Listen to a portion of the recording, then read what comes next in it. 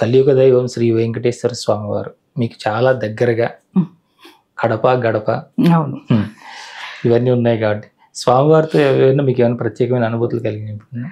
స్వామివారితో అనుభవాలంటే నేను అమర్నాథ్కి వెళ్ళాను, కానీ నేను ఆలయాలకి ఎక్కువగా వెళ్ళటం చాలా తక్కువ అండి.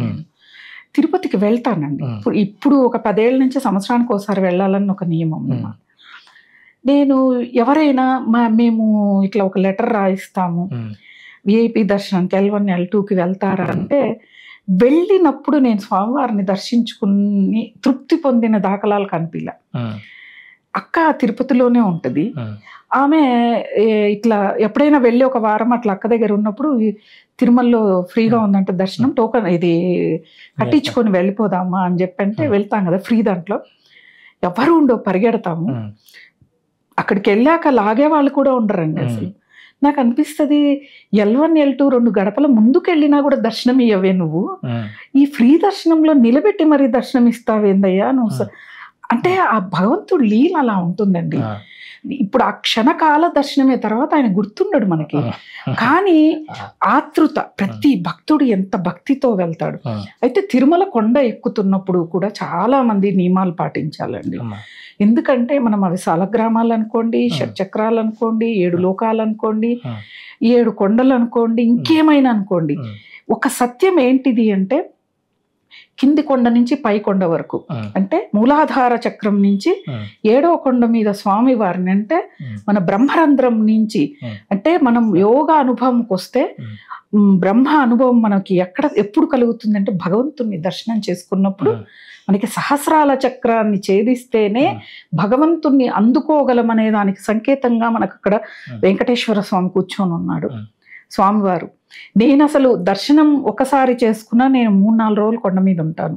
ఎందుకంటే సాయంకాలం కానీ అలా వెళ్ళి ఆ మాడవీధుల్లో కూర్చొని భగవంతుడు అనుగ్రహం ఎక్కడ లేదండి. అసలు పౌర్ణమి రోజు వెళ్తే స్వామివారు మాడవీధుల్లో తిరుగుతుంటే ఎంత ఆనందం ఉంటుంది. ఆ గజరాజుల్ని చూస్తే మీరు ఏమన్నా అనుకోండి, టీవీలో చూసినా నాకు తెలియని ఒక పులకింత గజరాజుల్ని ఎంత పుణ్యం చేసుకో, ఆ నామాలు ఎంత బాగా పెట్టించుకున్నారయ్యా స్వామివారివి, ఎంత బాగా స్వామివారి ముందు తిరుగుతారు మీరు, ఎవరిని ఏమీ అనరండి పక్కన ఉన్న వాళ్ళని. అసలు ఆ గజరాజులు ఎంత ఆనందం. అసలు నాకు ఒకసారి ఒక ఛానల్లో స్వామివారి బ్రహ్మోత్సవాల గురించి చెప్పడానికి అవకాశం కలిగినప్పుడు నేను దాని గురించి రీసెర్చ్ చేస్తుంటే ఎంత గొప్ప అనుభవం అండి.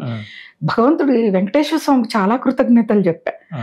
నాకు ఇంత అవకాశం ఇచ్చావు తండ్రి, అసలు నా నోటి నుంచి నువ్వు చెప్పించుకోదలిచావా, నాకంతా నేను అంత గొప్పదాన్నా అని చెప్పాను.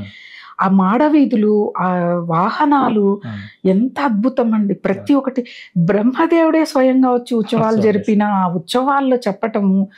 అసలు నేను ఎప్పుడు బ్రహ్మోత్సవాలకు వెళ్ళను, ఎందుకంటే క్రౌడ్ ఉన్న ఆలయాలకు నేను చాలా తక్కువగా వెళ్తానండి. ఎందుకంటే తోసుకోవటం, అక్కడ అందరూ ఆ హడావుడి నాకు నచ్చదు. ఖాళీగా ఉన్నప్పుడు భగవంతుని యొక్క దర్శనం చేసుకుందామన్న ఆలోచనలో ఉంటా. చాలా మంది పండగ రోజు అది వెళ్ళవా అంటే వెళ్తాను. ఎప్పుడు అందరూ వెళ్ళి వచ్చాక, ఇప్పుడు వైకుంఠ ఏకాదశి అంటే 3 గంటలకి దర్శనం చేసుకోవాలంటే రాత్రి 12 నుంచి క్యూలో ఉంటారు. నేను అలా వెళ్ళను, మధ్యాహ్నం 12కో 1 గంటకో వెళ్తాను నేను. అంటే అప్పటికి ఆ జనాలు వెళ్ళి దర్శనం చేసుకోవడం రావడం అయిపోయాక, అంటే స్థిమితంగా భక్తితో భగవన్నామ స్మరణ చేస్తూ ఆయన లీలల్ని స్మరించుకుంటూ వెళితే అద్భుతంగా ఉంటుంది. అక్కడికి వెళ్ళే వరకు ఆ వెంకటేశ్వర స్వామి దర్శనం అనేదే మనకి సర్వ పాపహరణం.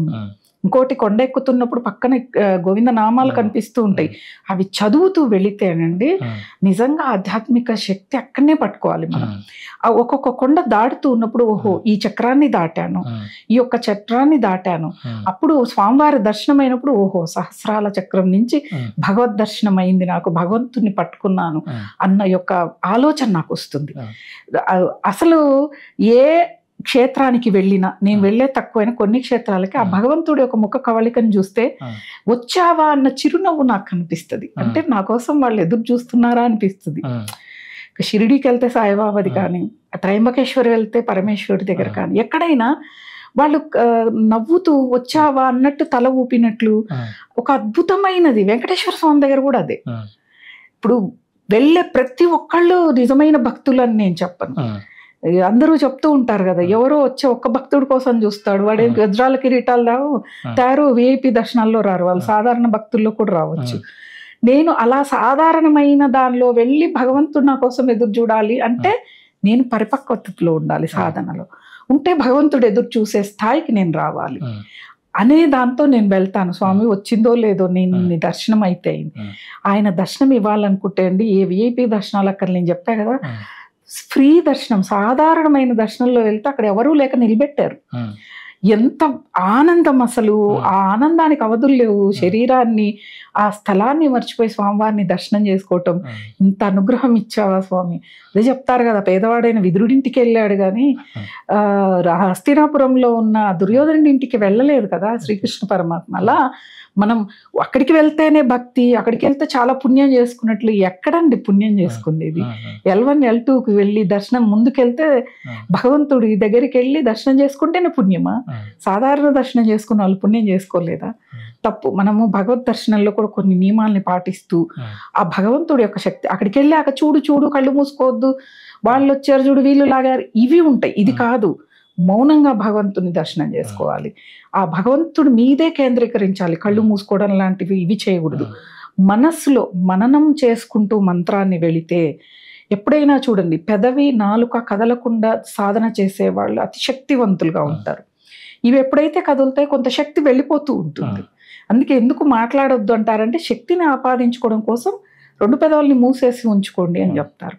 అలా నేను వెళ్ళిన తక్కువ క్షేత్రాలలో నాకు చాలా చాలా మంచి అనుభవాలు, నేను అక్కడ ఆనందాన్ని అనుభవించడం. ఒక శ్రీశైలం వెళ్ళినా కూడా నేను అక్కడ 3-4 రోజులు ఉండగలిగేటట్టుగానే వెళ్తాను. అలా వెళ్ళి ఇలా వచ్చేద్దాం, పొద్దున్నే వెళ్ళి దర్శనం చేసుకొని రాత్రికి వచ్చేద్దాం అన్నట్లు ఉండదు. ఎందుకంటే భగవంతుడు స్వయంగా అక్కడ నెలకొన్న ప్రదేశాలు అవి. అక్కడ కూర్చుంటే చాలా, అసలు మనం ధ్యానము జపం ఏం చేయక్కర్లే, అక్కడ వీస్తున్న గాలే పవిత్రమైందండి తిరుమల అనేది. మనము ఏ షాప్లో వాడో, ఏ హోటల్ వాడో, వాడన్యాయం వీడని ఇవి కాదు. కొండ మీదకి వెళ్ళి భగవంతుడి గురించే మనం ఆలోచించాలి. అందరికీ దర్శనం అవ్వాలనుకోలేదు. కొంతమంది వెళ్ళి దర్శనం అవ్వక వెనక్కి వచ్చిన వాళ్ళు చాలా మంది ఉన్నారు. ఇప్పుడు బద్రీ కేదార్నాథ్, ఈ చార్ధామ్, చిన్న చార్ధామ్ యాత్రకు వెళ్ళిన వాళ్ళు డెహ్రాడూన్ వరకు వెళ్ళి ఈ వాతావరణం అనుకూలించగా వెనక్కి వచ్చిన వాళ్ళు ఉన్నారు. అంటే భగవంతుడి, మనం అనుకుంటే కాదు, భగవంతుడు కూడా అనుకోవాలి మనం రావాలి అని. అలా ఎక్కడికి వెళ్ళినా దర్శనం అవ్వకుండా వెనక్కి వచ్చిన దాఖలాలు చాలా తక్కువ. ఒక కంచి కామాక్షి అమ్మవారికి నవరాత్రులలో, దేవి నవరాత్రులలో, దసరా శరన్నవరాత్రుల్లో వెళ్తే, నేను 10:30-11కు వెళితే అమ్మవారికి నివేదన జరుగుతుంది. తర్వాత 3 గంటలకి దర్శనం అన్నారు. నేనేమో అంతసేపు ఉండలేను, నాకేమో చెన్నైలో వీసా స్లాట్ ఉంది, చూసుకొని వెళ్ళాలి. నేను అమ్మని కళ్ళు మూసుకొని ఆమెను స్మరించుకొని, అమ్మ నాకు ఇంతవరకే నాకు దర్శనం ఇచ్చావు, కానీ నేను మళ్ళీ తప్పకుండా వస్తానని చెప్పి వెళ్ళి, నా వీసా స్లాట్ అయిపోయాక మళ్ళీ తిరిగి వెనక్కి వచ్చి అమ్మవారిని దర్శనం చేసుకొని వెళ్ళా. నేను వదిలిపెట్టను, అంటే ఎప్పుడో ఒకసారి వెళ్ళినా దర్శనం అవ్వకపోతే వదిలిపెట్టను. మా వారు కూడా ఏంటిది అంటే, నా కోసం నిజంగా చెప్పాలి, అక్కడ సౌకర్యంగా కాస్త డబ్బులు పెట్టైనా వెళ్దాము అని అంటూ ఉంటారు. అంటే సాధారణమైన దర్శనంలో వెళితేనే భగవంతుడు ఎప్పుడైనా బాగా దర్శనం ఇస్తాడు. అది తెలియదు అందరికీ. ఓ మాకు మీరు లెటర్, నువ్వు హిందూ ధర్మం వెళ్తూ ఉంటావు, నాయుడు గారితో లెటర్ రాయించు, చాలా మంది అడుగుతారు. నేనే అడగను, నేను అందరి కోసం ఏం అడగాలి? నేనే సాధారణ దర్శనానికి స్లాట్లు ఓపెన్ అయిన రోజు బుక్ చేసుకొని వెళ్తాను. నేను ఎందుకు అడగాలి? భగవంతుడు ఎలా దర్శనం ఇవ్వాలో అలాగే ఇస్తాడు. కాబట్టి ఏ క్షేత్రానికి వెళ్ళినా, ఎక్కడికి వెళ్ళినా దర్శనం అనేది కొంతమందికి అవుతుంది, కొంతమందికి. కానీ బాధపడక్కర్లే, ఎందుకో స్వామి రానివ్వలేదు, వచ్చే స్థితిని ఇవ్వమని చెప్పి కోరుకోవాలి.